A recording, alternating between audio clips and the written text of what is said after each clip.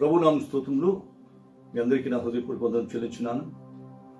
దేవుని వాక్యం పంచుకున్నట్టుకు దేవుడు మనకిచ్చిన మరొక అవకాశం బట్టి దేవునికి కృతజ్ఞతలు చెల్లించున్నాను.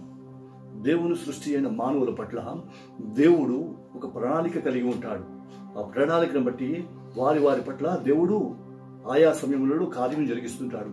అయితే లోకంలో జీవిస్తున్న మానవుడు దేవుని యొక్క ప్రణాళికను మరిచి అనేక సార్లు తన సొంత ఆలోచనలను బట్టి తన సొంత నిర్ణయములను బట్టి కార్యములను జరిగిస్తుంటాడు. తద్వారా దేవుని యొక్క ఉద్దేశములకు అభ్యంతరం కలిగిస్తూ తనకు తాను కీడు కొనుక్కుని తెచ్చుకునే విధముగా మానవుడు తయారయ్యి తద్వారా తమ జీవితంలో శాంతి లేక, సమాధానం లేక, సంతోషము లేక, దుఃఖముతోనూ ఆయాసముతోనూ ప్రయాసతోనూ గడుపుతూ ఉంటారు. కారణం ఏమిటంటే దేవుని ఉద్దేశం వేరు, మానవుని ఉద్దేశము వేరు. మానవుడు దేవునికి ఉద్దేశం కొరకు కనిపెట్టి దేవుని ఉద్దేశంను జరిగించాలి అని దేవుని వైపు తిరిగి దేవునికి ఉద్దేశం కొరకు కనిపెట్టినట్లయితే దేవుడు అతని పట్ల ఉద్దేశించిన ఉద్దేశము తగిన సమయమందు తగిన విధంగా జరిగించి జీవితము క్షేమకరంగాను సమాధానకరంగాను ఉండేటట్టు చూస్తాడు. అయితే మానవులు ఆ విధంగా జరిగించకపోవడం వలన తమ జీవితంలో ఆయాసములకు గురి చేసుకుంటారు. ఈరోజు అటువంటి ఒక విధమైన వాక్యమునే మనము చూసుకుందాం. ఆదికాండము 42వ అధ్యాయం 1 నుంచి 5 వచనములు చూసినట్లయితే ఇక్కడ ఐగుప్తు గురించి, కానాను గురించి వ్రాయబడి ఉంది. ధాన్యము ఐగుప్తులో ఉన్నదని యాకోబు తెలుసుకొనెను. 5వ వచనంలో చూసినట్లయితే కరువు కానాను దేశంలో ఉండెను అన్నాడు. ఇక్కడ ఐగుప్తులో ధాన్యము సమృద్ధిగా ఉంది, కానాను దేశంలో కరువు ఉంది. ఈ రెండు దేశములు వేరు. దేవుని యొక్క ప్రణాళిక ఆ దేశముల పట్ల వేరు. మొట్టమొదటిగా కనాను గురించి మనం ఆలోచించినట్లయితే ఈ కానాను దేవుని చేత ఆశీర్వదింపబడిన లేక పాలు తేనెలు ప్రవహించే దేశం. దీని గురించి ఒకసారి బైబిల్లో ఏ విధంగా రాయబడి ఉందో మనం చూద్దాం. సంఖ్యాకాండము 13వ అధ్యాయం 27వ వచనంలో అక్కడ మోషే వేగువారిని కనాను దేశమును పరిశోధించడానికి పంపించాడు. వీరు కనాను దేశమునికి వెళ్లి అక్కడ నుంచి ఎష్కలోన్ లోయలో గల ద్రాక్ష చెట్టు నుంచి ఒక గెల తెంపి 2 మనుషులు మోసుకుని వచ్చినట్లు చూస్తున్నాం. వారు తెచ్చిన సమాచారం ఏంటంటే అది నిజంగా పాలు తేనెలు ప్రవహించే దేశము అని వారు కానాను దేశం గురించి వార్త తెచ్చారు. అయితే ఈ పాలు తేనెలు ప్రవహించే కానాను దేశము దేవుడు అబ్రహామునకు వాగ్దానం చేసిన దేశము. ఆదికాండము 12వ అధ్యాయం 1 నుంచి 7 వచనం చూసినట్టయితే ఇక్కడ దేవుడు అబ్రహాముతో మాట్లాడుతున్నాడు. అబ్రహామా, నీవు నీ జనమును నీ దేశమును విడిచిపెట్టి నేను చూపించే దేశమునకు నువ్వు బయలుదేరు. నువ్వు నా మాట ప్రకారం బయలుదేరినట్లయితే నిన్ను నేను ఆశీర్వదిస్తాను, నిన్ను నేను దీవిస్తాను, భూమి మీద గొప్ప జనంగా నేను నిన్ను చేయబోతున్నాను. నిన్ను ఆశీర్వదించిన వారిని నేను ఆశీర్వదిస్తాను, నిన్ను శపించిన వారిని నేను శపిస్తాను. అంతేకాదు నీ సంతానము విస్తరింపజేసి కానాను దేశంను నీకు వాగ్దానం చేస్తున్నానని దేవుడు అక్కడ కానాను దేశంను వాగ్దానం చేశాడు అబ్రహాంకి. అంటే అబ్రహాం సంతానము కూడా ఎక్కడ ప్రవేశిస్తారు? కానాను దేశంలో ప్రవేశిస్తారు. ఆ కానాను దేశము ఎటువంటిది? పాలు తేనెలు ప్రవహించు దేశం, అంటే సమృద్ధి గల పట్టణం. ఈ సమృద్ధి గల పట్టణమును ఇప్పుడు అబ్రహాంకి దేవుడు వాగ్దానం చేశాడు. అయితే అబ్రహాంకు వాగ్దానం చేసిన దేవుడు ఆ కానాను దేశానికి ప్రవేశించడానికి దేవుని యొక్క స్థానము విడిచి భూలోకమునకు వచ్చాడట. నిర్గమకాండం 3వ అధ్యాయం 8వ వచనంలో దీని గురించి వ్రాయబడి ఉంది. ఆ పాలు తేనెలు ప్రవహించే దేశంలో వీరు ప్రవేశించినట్లుగా వీరిని నడిపించటకు గాను దేవుడు దిగి వచ్చాడట. చూసారా, వీరు పాలు తేనెలు ప్రవహించే దేశంలో ప్రవేశించడానికి దేవుడు దిగి వచ్చి వీరు తోడుగా ఉండి వీరిని నడిపించాడు. ఇక్కడ కానాను దేశం గురించి 3 విషయాలు మనం ఆలోచించినట్లయితే మొట్టమొదటిగా కానాను పాలు తేనెలు ప్రవహించే దేశము, అంటే సమృద్ధి గల దేశము, దేవుడు ఆశీర్వదించిన దేశము. ఈ దేశమును అబ్రహాంకు దేవుడు వాగ్దానం చేశాడు, సంతానము వాగ్దానం చేశాడు. అదే సమయంలో ఈ పాలు తేనెలు ప్రవహించి ఈ దేశమును కూడా వాగ్దానం చేశాడు. ఈ విధంగా వాగ్దానం చేసిన దేవుడు వారిని ఆ దేశంలో ప్రవేశపెట్టుటకు గాను దేవుడే దిగి వచ్చి వారికి తోడుగా ఉండి నడిపించాడట. సో కానాను దేశంకున్న ధన్యత ఏంటంటే దేవుడు ఆశీర్వాదించిన, దేవుని యొక్క క్షేమము ఉంచిన దేశము, సమృద్ధి గల దేశము. ఆ దేశంలో లోటు ఉండదు, ఉండకూడదు. ఇది కానాను దేశమునకున్న ప్రత్యేకత. అటువంటి ప్రత్యేకమైన దేశము దేవుడు తన ప్రజలకు, అబ్రహాము సంతానములకు వాగ్దానము చేశాడు. ఈ విధంగా పాలు తేనెలు ప్రవహించే లేక సమృద్ధి గల ఆ దేశము వాగ్దాన దేశం. అదే సమయంలో ఐగుప్తు గురించి ఒకసారి ఆలోచించినట్లయితే, ఐగుప్తు ఎల్లప్పుడూ దేవుని బిడ్డల పట్ల దేవుని ఉద్దేశమునకు వ్యతిరేకంగా జీవిస్తూ వారి శాంతిని, వారి సమాధానమును దోచుకుంటూ ఉన్న దేశం. చూడండి, అబ్రహాముకు దేవుడు వాగ్దానం చేసి కానానులోకి ప్రవేశపెట్టడానికి పంపినప్పుడు అబ్రహాము ప్రయాణమే వస్తున్న మార్గమధ్యంలో కనాను దేశంలో ప్రవేశించిన తర్వాత అక్కడ కరువు వచ్చిందట. ఆదికాండం 12వ అధ్యాయం 10వ వచనం చూసినట్లయితే అక్కడ కరువు వచ్చింది. ఎప్పుడైతే కనానులో కరువు వచ్చిందో అబ్రహాముడు కనాను విడిచిపెట్టి ఐగుప్తులోకి ప్రయాణమైనట్టు మనం చూస్తున్నాం. ఇప్పుడు ఎప్పుడైతే ఐగుప్తులో ప్రయాణం అయ్యాడో అక్కడ ప్రారంభమైంది అతనికి కష్టం, నష్టము, శోధన. ఏ విధంగా అంటారా, ఆదికాండము 16వ అధ్యాయం 2వ వచనం నుంచి అలా కిందకు వెళ్ళి చూస్తుంటే మొత్తం అంతా అక్కడ శారాకి పిల్లలు పుట్టనందున శారా ఏం చేసిందంటే తన దాసి అయిన ఐగుప్తియురాలగు హాగరును అతనికి భార్యగా ఇచ్చింది. ఈమె వలన నువ్వు సంతానమును పుట్టించు, తద్వారా మనకు సంతానం వస్తుంది అని హాగరును అతని యొద్దకు పంపించింది. అప్పుడు హాగరు గర్భవతి కుమారుని కనిన తర్వాత ఇప్పుడు హాగరు శారాను హీనముగా చూడడం, ఆవిడ్ని తక్కువగా చూడడం, ఈ విధంగా జరుగుతున్న కారణం చేత ఇప్పుడు అబ్రహాంకి వేదన ప్రారంభమైంది. కారణం ఏంటంటే సవతి పోరు. తన భార్యకు ఆమె పనికత్తుకు మధ్య పోరు. ఈ పోరు అబ్రహాము తలపై పడి అబ్రహాముకి నెమ్మది లేకుండా పోయింది. సో ఇక్కడ ఐగుప్తులోకి వెళ్ళడం వల్ల ఏం జరిగిందంటే పోరును కొని తెచ్చుకున్నాడు. తత్ఫలితంగా జరిగింది ఏంటంటే మొట్టమొదటిగా దేవుడు వాగ్దానం చేసింది, నీ సంతానాన్ని ఆశీర్వాదిస్తాను అన్నాడు.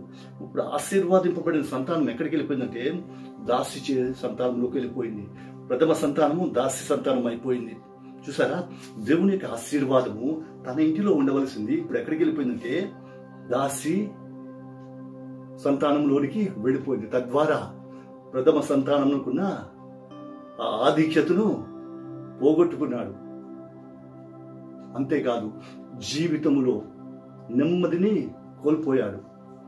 దేవుని సన్నిధిలో సమాధానకరమైన స్థితిని పోగొట్టుకున్నాడు. కారణం ఏంటంటే వారిరువురి మధ్య వచ్చిన ఆ పోరు ఇతనికి నెమ్మది లేకుండా చేసి తద్వారా అశాంతిని కొని తెచ్చుకున్నాడు. అదే ఐగుప్తు గురించి మరొక చోట యోసేపు ఐగుప్తు దేశంలో నెమ్మదిగా సమాధానకరంగా జీవిస్తున్న దినములలో కొన్ని దినములైన తర్వాత యోసేపును ఎరుగని రాజు వచ్చాడట. ఎప్పుడైతే ఈ రాజు వచ్చాడో ఇశ్రాయేలు సంతానము విస్తరిస్తున్నారు, వారు వర్ధిల్లుతున్నారు, వారు అభివృద్ధి చెందుతున్నారు. కాబట్టి వీరిని అణచివేయాలి అని ఇశ్రాయేలీయులను శ్రమ పెట్టడం ప్రారంభించాడు. నిర్గమాకాండం 1వ అధ్యాయం 8-9 వచనంలో అక్కడ చూసినట్లయితే ఇశ్రాయేలీయులకు శ్రమ కలిగించడం ప్రారంభించారు. ఇశ్రాయేలీయులకు వేదన పెంచడం ప్రారంభించారు. ఇశ్రాయేలీయులకు పని పెంచేశారు. ఈ విధంగా ఇశ్రాయేలీయులను అణచివేయాలని ఐగుప్తీయులు ఇశ్రాయేలీయులను శ్రమల పాలు చేశారు. ఒకటి వెంబడి ఒకటి వారికి పని భారం పెంచుకుంటూ పోయి వారిని శ్రమలకు గురి చేశారు. సో రెండవది ఏంటంటే శ్రమ ఉంది. ఐగుప్తు దేవుని ప్రజలను శ్రమపరిచిన దేశం. వీటిని బట్టి దేవుడు ఐగుప్తును నాశనం చేశాడు.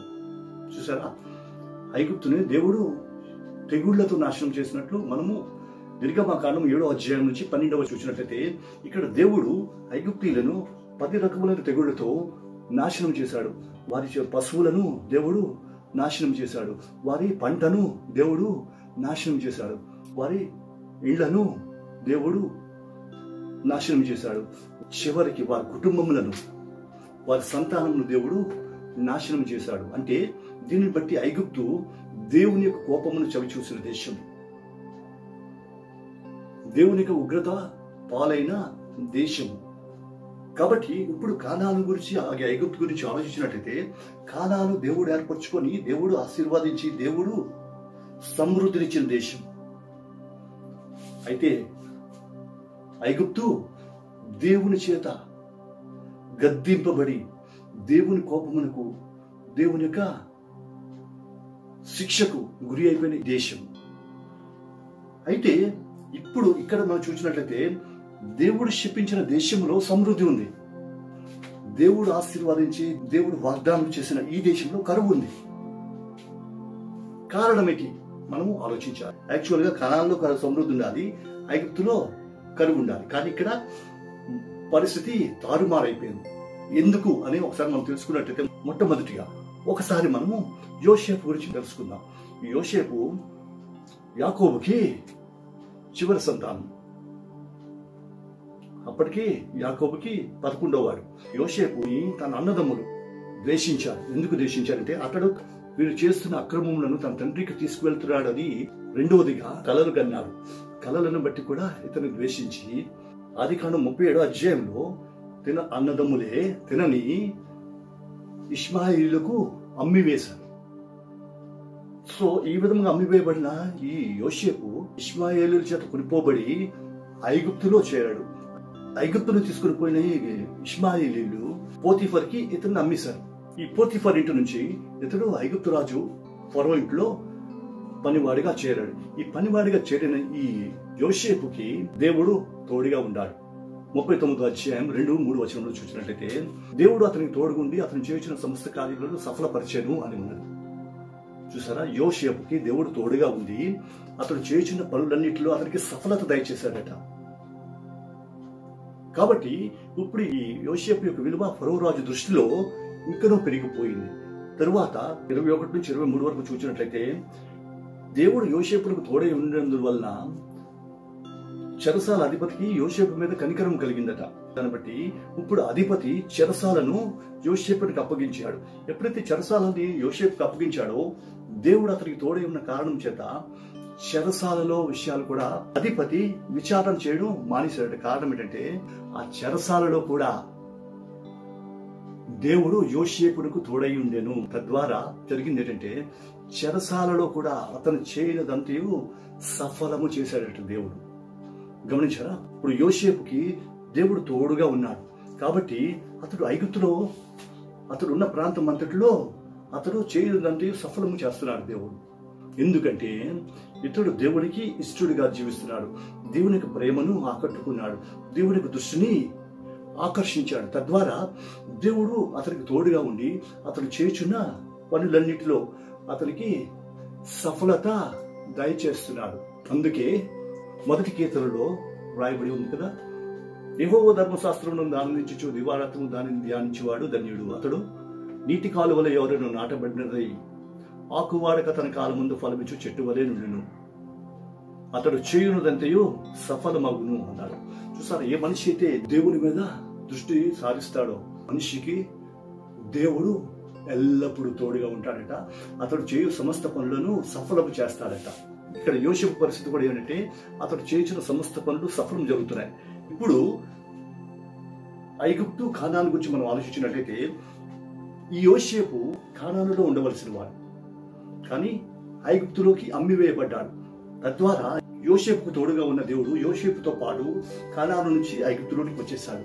అంతేకాకుండా అతనిని బట్టి ఆ దేశమును దీవించాడు, ఆ దేశమును ఆశీర్వాదించాడు, ఆ దేశములకు భవిష్యత్తును బయలుపరుస్తున్నాడు, ఆ దేశంలో జరగబోయే విషయాలను బయలుపరుస్తూ దానిని సిద్ధపరుస్తున్నాడు. కారణం ఏంటంటే, దేవుని యొక్క సహవాసము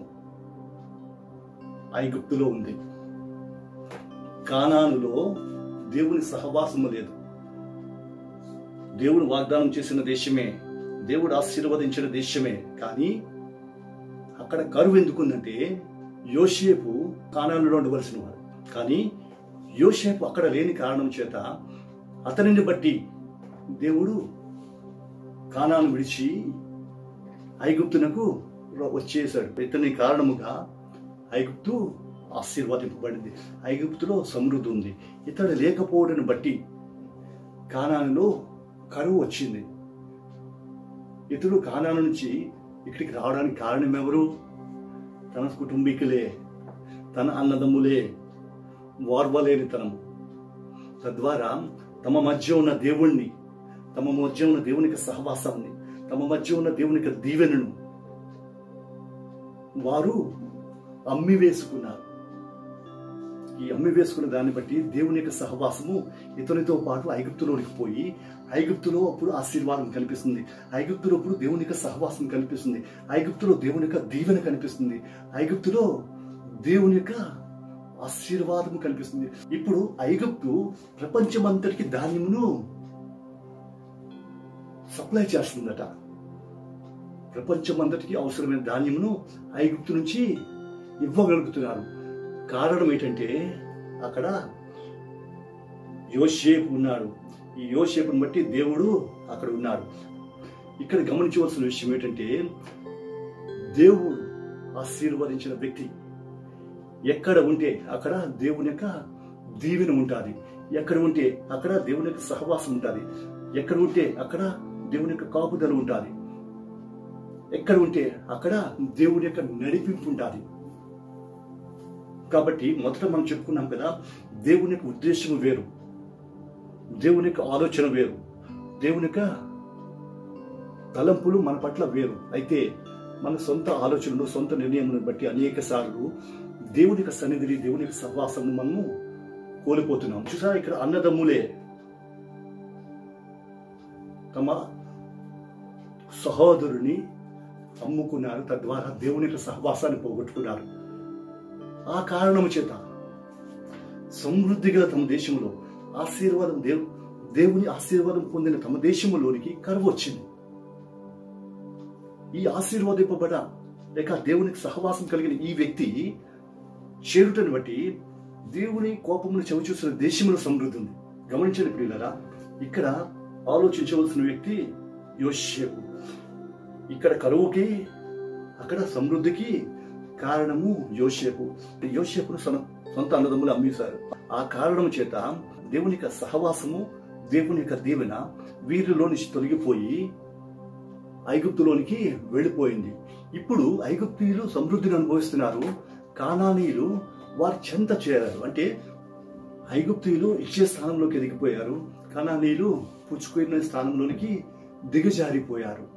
కారణం ఏంటంటే దేవుని యొక్క సహవాసం వారిలో లేకపోవటయే. అదేవిధంగా ఆనాడు యేసుక్రీస్తు లోకములోనికి వచ్చి తమ స్వకీయుల యొద్దకు వెళ్తే స్వకీయులు ఆయనను తృణీకరించారు. యోహాను సువార్త 1వ అధ్యాయం 11వ వచనంలో ఈ విషయం గురించి వ్రాయబడి ఉంది. ఆయన తన స్వకీయుల యొద్దకే వచ్చారు. అయితే ఆయన వారే, ఆయన స్వకీయులే ఆయనను అంగీకరించలేదు. తద్వారా ఏం జరిగిందంటే ఇశ్రాయేలుకు వచ్చిన రక్షణ, ఇశ్రాయేలు జనాంగం కలిగిన ఆ విమోచన అవకాశం వారు తృణీకరించుకున్నారు. వారే తమ రక్షకుని అంగీకరించలేదు. తద్వారా ఆ రక్షణ అన్యజనములోనికి వచ్చింది. ఆ విధంగా వచ్చిన రక్షణను బట్టి ఈరోజు నీవు నేను ఈ విధంగా కూర్చొని దేవుని యొక్క వాక్యమును వింటున్నాము, దేవుని యొక్క వాక్యమును పంచుకుంటున్నాము. ఆ నిత్య రాజ్యమునకు వారసత్వమును మనం సంపాదించుకున్నాము. ఈ రోజు మనం ఆలోచించినట్లయితే ఐగుప్తీయులకు సమృద్ధి అనేది ఎలాగైతే ఇప్పుడు స్వాస్థ్యంగా అయిపోయిందో, అదేవిధంగా అన్య జనాంగమైన నీకు నాకు రక్షణ చేరువైపోయింది. ఎందరు క్రీస్తుని అంగీకరించారో వారందరూ దేవుని కుమారుడు అనబడుటకు ఆయన అధికారం ఇచ్చాడు. సో నీవు నేను ఆ క్రీస్తుని అంగీకరించాం కాబట్టి ఈ రోజు దేవుని వాక్యమును పంచుకుంటూ దేవునికి రాజ్యమునకు సమీపస్తులుగా ఉన్నాము. అయితే ఆయనను తృణీకరించిన ఇశ్రాయేలీలు ఈ రోజు రక్షణకు దూరంగా జీవిస్తున్నారు. కారణం ఏంటంటే వారే తమ స్వరక్షకుని అంగీకరించలేదు. ఆ రక్షణను ఈ రోజు నీవు నేను అనుభవిస్తున్న నీవు నేను ఇప్పుడు సంఘము. ఈ సంఘము మొదటిగా దేవుని సన్నిధికి చేరిన తర్వాతే ఇశ్రాయేలీలకు విమోచన ఉంది. కాబట్టి ప్రథమ పౌరసత్వము నీకు నాకు కలిగింది. ఇశ్రాయేలీలకైతే రెండవ పౌరసత్వమే. కాబట్టి వాక్యం గురించిన ప్రియ సహోదరుడా, సహోదరి, దేవుని జనాంగమా, ఒక్కసారి విషయం మనం ఆలోచిద్దాం. ఐగుప్తు క్షేమం అనుభవించడానికి కారణము అక్కడ యోసేపు ఉన్నాడు. కనాను కరువు బారిన పడడానికి కారణము యోసేపు లేడు. యోసేపు ప్రథమ కారణం. అదే విధంగా లోకములో జరుగుతున్న కార్యములు నేటి దినములలో సంఘంలో జరగటలేదు. అనేకులు అన్యజనాంగము దేవుని యొక్క అద్భుతములను, దేవుని యొక్క ఆశ్చర్యకార్యములను, దేవుని యొక్క దీవెనలను,